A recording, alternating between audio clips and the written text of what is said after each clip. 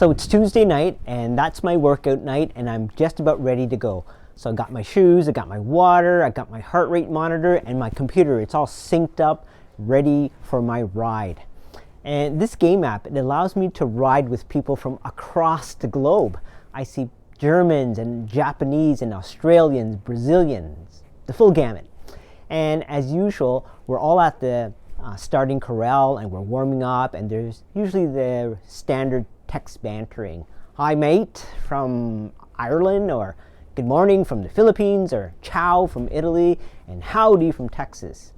So that night, I think there's over 500 people that will be on that event. So I reminded my boys, I said to them, okay, Dad's in a really important meet, and I really need to focus, so take care of yourself. Don't call me unless you're bleeding badly or if the house is on fire, okay? So this was going to be a competitive night, and hopefully I would get a personal best.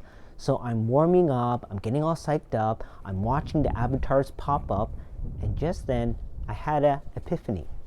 Suddenly I realized that even though we're gathered in this virtual space, I realized these were not just animated characters on my screen. These were real, living, breathing people with lives, just like me. And then I felt a prompting to pray for them. So I prayed. I prayed that they would have faith. I prayed that they would know God and He would be real in their lives. I prayed for their life situation wherever they are and how they're coping with COVID. So and I prayed that God would help them to navigate through this pandemic. So praying for these people was a moment of revelation. It never dawned on me before. So after this quick prayer, I wondered why. Why didn't I think about this before? In real life, I often make a quick prayer for my friends before we ride. And as I thought about it, I realized that I was too engaged. I was overly focused with my thing. I was kind of in this bubble, my own bubble, focusing and thinking about what I need to do. But I realized that I'd forgotten the most important thing, to invite Jesus as my riding companion. I had everything ready, but I was in this bubble, isolating myself. I had forgotten about inviting God to be part of this event with me. I think we all feel this way, right? You know, our days are like this. We wake up in the morning, we jump up into the day, checking our messages and making our to-do list, and you're engaged in your project, or you're just busy with something. And we've become so focused and so engaged that we forgot about God in our day. We forgot to invite Him into our opportunity, into our occasion. So, good morning, Jesus. Good morning, Jesus.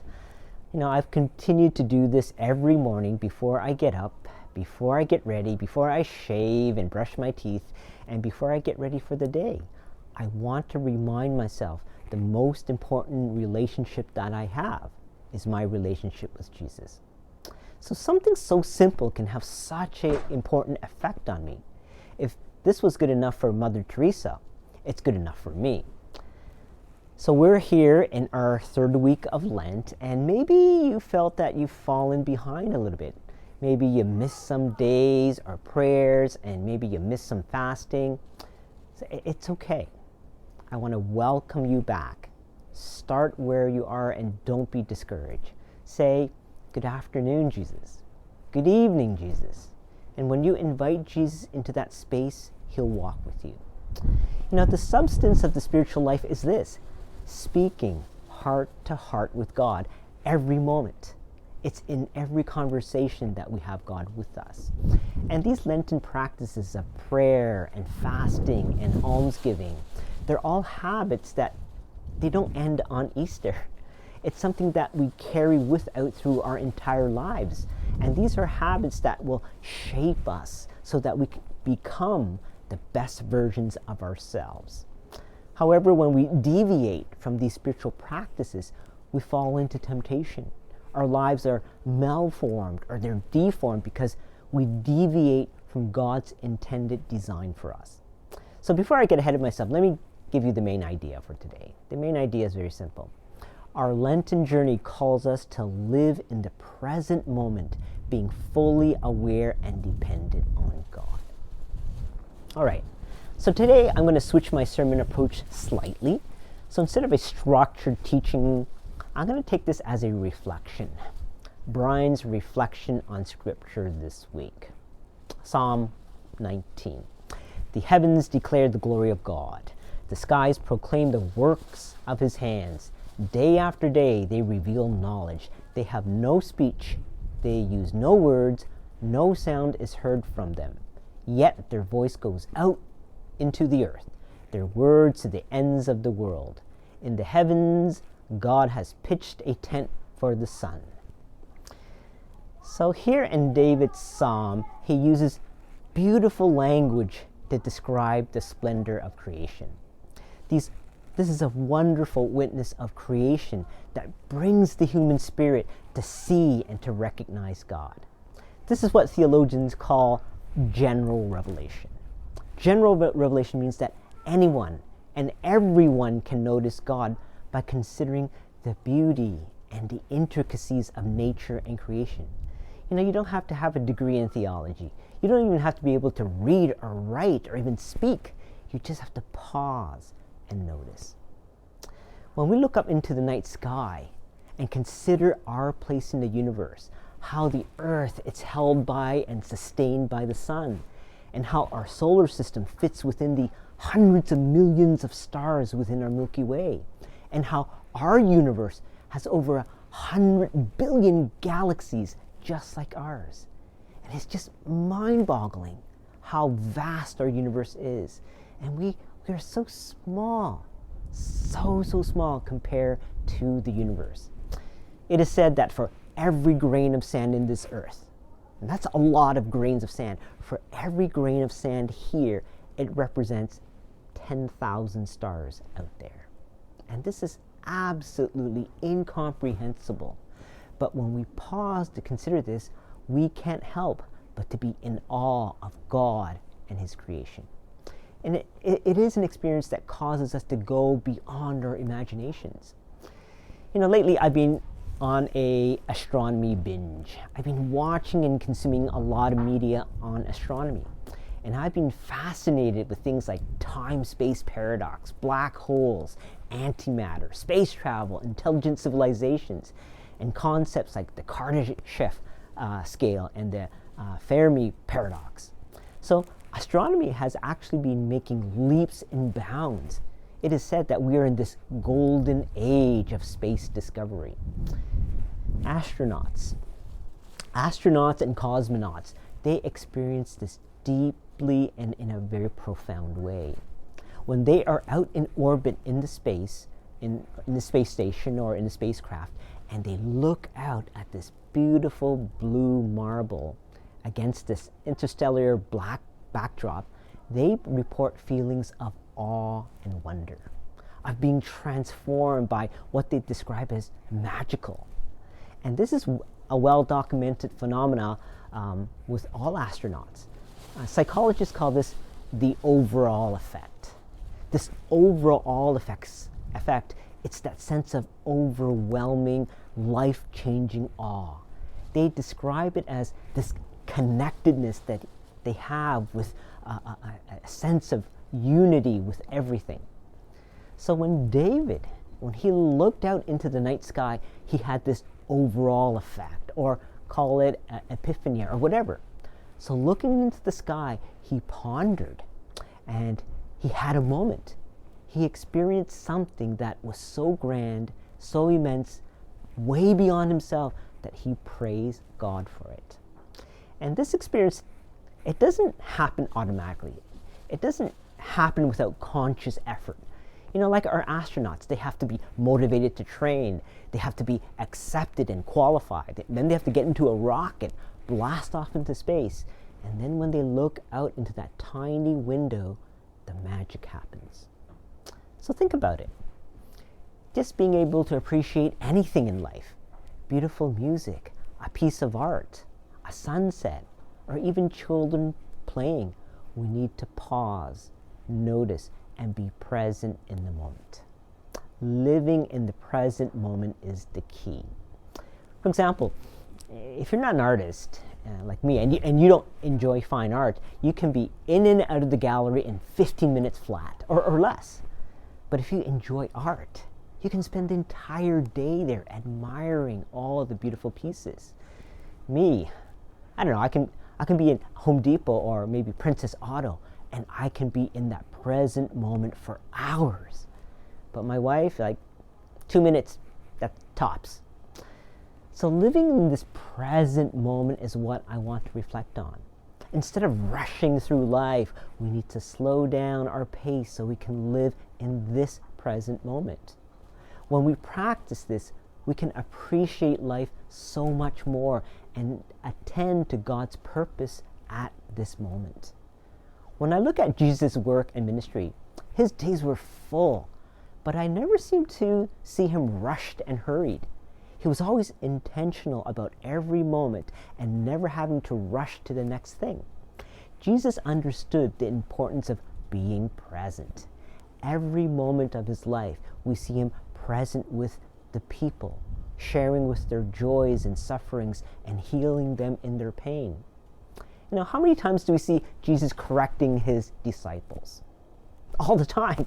Remember that time when there's a mob of kids and they spotted Jesus and they rushed and they surrounded him? And Jesus welcomed them. He spent time, he blessed them. But the disciples, they didn't like it at all. Hey kids, what do you think you're doing? Come on, go, go, go, go. Don't bother the master. He doesn't have time for this. He's busy. He's got a lot of things to do. So the disciples, always looking ahead, always planning, thinking about the workday and how much sunlight they had left. You know, as the saying goes, places to go, people to see, busy, busy, busy, go, go, go. And we all live this way. Probably more so pre-pandemic, but this is not how Jesus lived. At least not how I see it. Jesus lived in the present moment, right now, attending to what the Father had revealed to him. He wasn't worried about what happened in the past. He wasn't afraid of what's going to happen in the future. He is just present with his Father. And do you remember Jesus' teaching on the end of times? Look here in Matthew chapter 24. Keep watch, because you do not know on what day your Lord will come. But understand this, if the owner of the house had known what time of night the thief was coming, he would have kept watch and would not have let his house be broken into. So you also must be ready, because the Son of Man will come at an hour when you do not expect him. So this is Jesus teaching about the end times. What will happen at the end? There will be turmoil. It will mark his second coming, and there will be judgment. And this is generally how we interpret this passage. It's a future state, which is true. But let me ask you, when was the last time that you actually thought about Jesus' second coming? When was the last time you paused and thought, well, Jesus can come back now, this very moment? I think if you're like most Christians, you probably can't remember when, maybe a couple of years ago. And this was Jesus' main point. Be alert. Live and be in this moment. Be attentive and have your hearts always ready for Jesus' return. So Jesus was reminding us to live in here, this moment, not the future. Look at these quotes here. Mother Teresa says, be happy in the moment. That's enough. Each moment is all that we need, not more. This other one. Children have neither a past nor a future. Thus they enjoy the present, which is seldom happens to us. You know, our children, they're so carefree and we long to be like them again. I think they are our best teachers, especially in this area. As adults, we're always focused on the next appointment, the next project, the next thing. And, you know, this week, I was in the middle of my work day and my younger one calls out to me, Dad, come. Yes, Eli, what do you need? Just come, I need to show you something. And so he sounded really excited. So I walked over to his desk and he pointed out his character in Minecraft. He says, look at my character. Isn't he good? Look at my armor. I've upgraded to this and that, and look how powerful I am.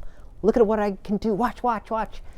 And he felt so happy just to share with me what he had done. And this was a moment for him. So I wondered, what if I had done the opposite? What if I just kind of ignored him? What if I just dismissed him? I would have missed this moment. So being present, it's hard. It's not easy as modern people because we're so distracted and we're so carried away with our things and we forget to notice what's really in front of us. And we could be fussing about what someone said or worried about the next day or the next week. Being in the present means we let go of that anxiety and just focus on what's happening here and the people around us. When I heard about this practice, the word that came to my mind was situational awareness. Situational awareness. And this term comes from military and law enforcement. It's a learned skill where one is trained to become keenly aware of all the environmental cues so he can respond to a threat that comes. Think of Sherlock Holmes, the world's most famous detective because of his great observation and deductive skills. So being present in the moment is a little bit different. It doesn't always translate into an action. It doesn't have to deduct meaning right away. And sometimes it's just enjoying the moment. So this idea of living in the present moment is actually a Jesuit tradition. A Jesuit priest by the name of Jean-Pierre Caussade, he was the one who formally wrote about it, in which he calls the sacrament of the present moment. And he describes it as seeing, hearing, tasting, and touching grace, the goodness of God's presence in our world. So let me offer a few helpful points as we practice living in the present moment. First and foremost, the most important thing is pause and notice. Pause and notice. Actually, let me take a step back. The most important thing, the first thing you need to do is to put away your cell phone, okay? Then pause and notice. You can only be fully present when all of your senses are open to your surroundings. And as you practice this, you'll notice that sounds sound a lot sharper. You hear things that you don't usually hear. You notice things that you didn't notice before. So it's hard to be in that moment because that space is usually filled with distraction, right? But when you are truly present, you will have your senses so much more sharper. And when you're in that space, you feel in control of your emotions. There's no need for irritation or anger or resentment. Let's say you're heading out for a really important appointment and you're running a little bit late, and as soon as you get on the highway, bam, traffic accident. An accident that Waze didn't capture. So you're stuck and you're gonna be late. And you can feel your anxiety building, you're irritated, you're fuming at everyone around you. You might even blurt out and vent your frustration. You know what I'm talking about, right? So this is very real. So here's a suggestion. In that moment, allow the traffic to be your friend. I know this sounds kind of weird, but allow that stuckness to remind you to be in that moment. So don't think about where you should be, where you could be, but think about that moment. This is really hard because you're not going anywhere.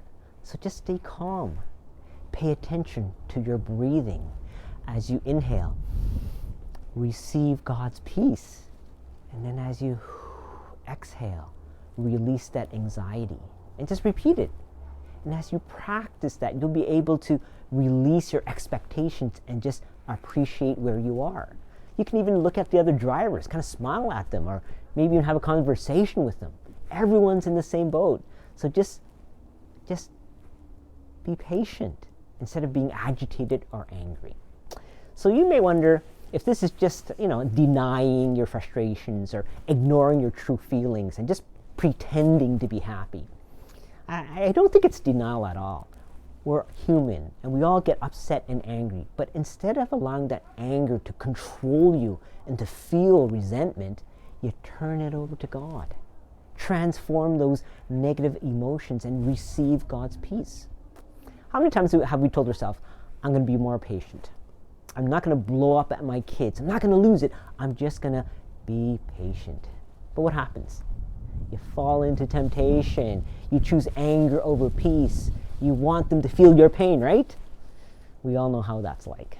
So choosing peace, I don't think it's a denial of your feelings, but it's a conscious choice that you make at that very present moment. Or think about complaining. Any complainers here?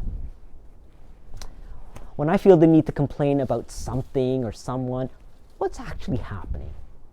What am I complaining about? Well, I'm complaining about the situation as it is. I'm denying the now. I don't want this thing that I'm confronted with. So when you find yourself complaining about a situation or someone, it should be a signal to you to just take a step back. Return to the very present. And as you look at the present, it can be a bad situation. It can be very uncomfortable and unwanted. So what do? Well, according to one spiritual writer, Eckhart Tolle, he has 3 practical options. He says, first thing you can do is remove yourself from that situation. Second thing is, you can change that situation. And third, you can accept that situation. So first one, remove yourself from the situation. And if it's a harmful situation, if you're in a threatening situation, of course you need to get away from that harm or that threat. And this is pretty automatic. We don't really have too much problem with that. That's kind of our default response. But you can't escape a traffic jam, right? So what do? Number 2, change the situation. You can change the situation. For example, if you know you should be doing something and you're not doing it, then just get up and do that thing. Sometimes changing the situation means changing yourself, changing the way that you see the situation, change your attitude towards that person. Try to empathize with that other person instead of judging them. Try to be in their shoes and try to see it from their perspective. And the third option there is accept the situation. Some situations you can't leave. Nor do you have any option of changing it. It's not meaning that you give up or that you just kind of are fatalistic and that you can do nothing. In these situations, you accept it. And I think we're familiar with this prayer. God, grant me the serenity to accept the things I cannot change, courage to change the things I can, and wisdom to know the difference. So accepting a difficult situation is probably one of the most difficult things to do in life. The world is always changing, and we don't even know what will happen tomorrow. But God hasn't abandoned us during this time. In fact, He may put you in that desert experience so that you can find strength in Him. Let me remind you about the story of Brother Lawrence. Some of you remember. Brother Lawrence died over 300 years ago, but he's still remembered today for his devotion and his intimate walk with God. What did he do? He didn't build a monastery. He didn't run an orphanage, nor was he ever granted sainthood. He was actually an uneducated man. He was an obscure French monk. And what made him as a hero of faith is because he peeled potatoes. Yeah. As a lowly monk, his work was in the kitchen of the monastery, peeling potatoes. And being a cook in the kitchen was always busy.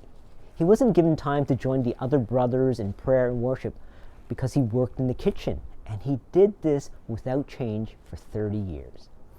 And Brother Lawrence decided to make the kitchen his place of prayer, amongst the fire pit, the pots and pans, and the potatoes. He developed a way of prayer called practicing the presence. Practicing the presence of God. It was living every moment, every day with God. And he would say, "Good morning, Jesus," and he would never leave him. Even as he peeled those potatoes, he felt this inner sense of joy and peace. And his connection with Jesus was so intimate, he literally lived in constant awareness of God's presence in his life. And the other monks, they started to notice him. They saw a peace and joy and calmness in him. And they made trips into the kitchen to ask for his advice and to ask him for his counsel. Even some of the higher ranking brothers, they would go to the kitchen to receive his encouragement and his guidance. And we know him only from a tiny little booklet which he wrote. It's actually a collection of letters, and you can find it online free. Brother Lawrence, just search him up. And let me read for you one thing he wrote. He wrote this: "The time of business does not differ with me from the time of prayer. And in the noise and clatter of my kitchen, while several persons are at the same time calling for different things, I possess God in as great as a tranquility as if I were upon my knees at the Blessed Sacrament." Now, if you've ever worked in the kitchen, it is a stressful, busy, noisy, loud place. But he was able to go about his everyday tasks with this inner peace. So how did he do it? What kept him so calm? The answer: having the presence of God with him. He developed this constant conversation and this awareness of God at every single instant. Whether he was boiling soup or sweeping the floor or chopping wood or even eating, Jesus was with him all the time. And I think we can learn from Brother Lawrence. There's nowhere we can go where God cannot come. He's with you in the classroom, in the hospital room, in your car, in your family rooms, in your kitchen, everywhere. God is never far. He's always close to you, and he wants to be part of your life every day and every moment. He wants to be involved in all of it, the good, the bad, and even the ugly. And it starts with you saying, "Jesus, yes, would you join me?" Are you ready for him? Are you ready to have him in every moment of your life, starting today? Ask him. Ask him to join you right now. God bless you.